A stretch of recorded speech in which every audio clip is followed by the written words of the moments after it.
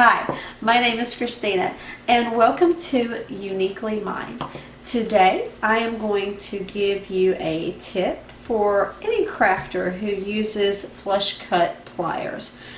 Flush cut pliers have a tendency that if you have certain metals that might be a little bit harder than others, that they will get all kinds of burrs in them. They also get really gnarly on the tips. So today for my crafter's tip will be to how to keep these in good repair. Most people don't tell you that, they just say go out and buy you another pair. So like me, I have 3 or 4 pair of these, but after I started trying to keep them in good shape while I was using them, I started not having to purchase them so much.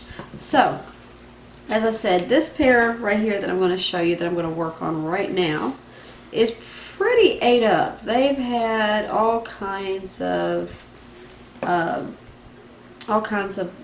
wire that has cut and chewed them up to pieces, if you can see that. Anyway, the first thing that you would want to do is, because it has burrs on the sides, you may want these little burrs right here. You may need to take a jewelry. You may need to take what's called a jeweler's file and actually take off some of those burrs. It's the same as if you had any other type of knife that you would use. Most of the time, if you get burrs in your knives, good knives, you would sit there and take them off. You see these burrs, which are kind of hard to see from your angle, I'm sure, but they're kind of all pushed up this way.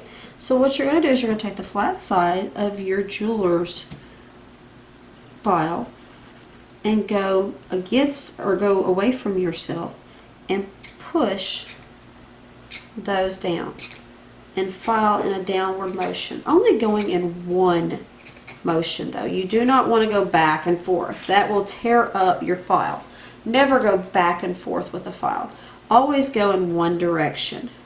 So you take your flat end, you go against or away from yourself, and that right there is going to first get those burrs off of your surface, so you'll have a flat surface. And no longer than what I've done that already, this side is already flattened out.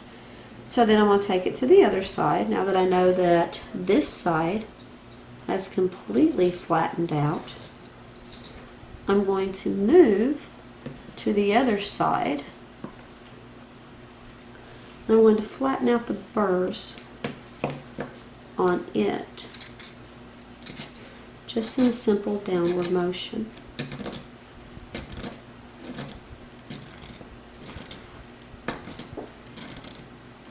Moving away from, myself.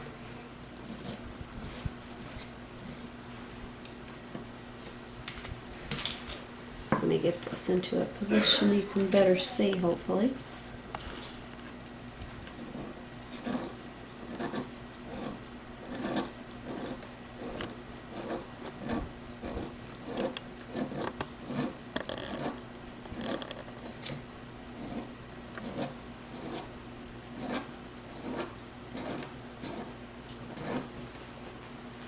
And this technique is used for sharpening knives. It's used for sharpening any type of blade that you may have, because all your cutters is a type of blade that just cuts. Once you've gotten your burrs done on that side, check to see if you have any burrs on the insides, and of course you probably will. So then again, take your file and file off those burrs from the inside of your blade. After you get that done, it'll be time to sharpen your blade.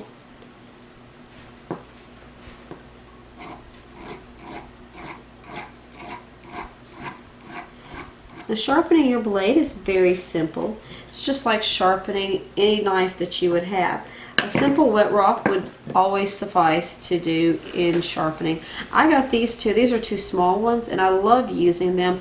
I actually got this one when we went to a state park. It was in a little sleeve that they had, and we bought it for my son, and Well, it broke. So now I use it for sharpening my jewelry tools. Anyway, when you're going to sharpen any blade, you're supposed to sharpen with the blade going away from you. So take your flat side and push down and away. However many strokes you give it on one side, you need to turn the blade around and give it on the other side.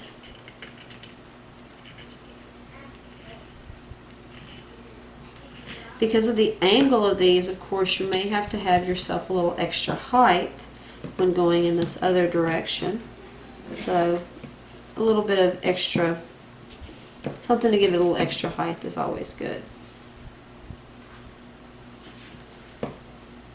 Continue to file both sides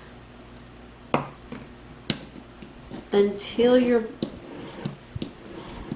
blades on your cutters have actually been sharpened and are free of any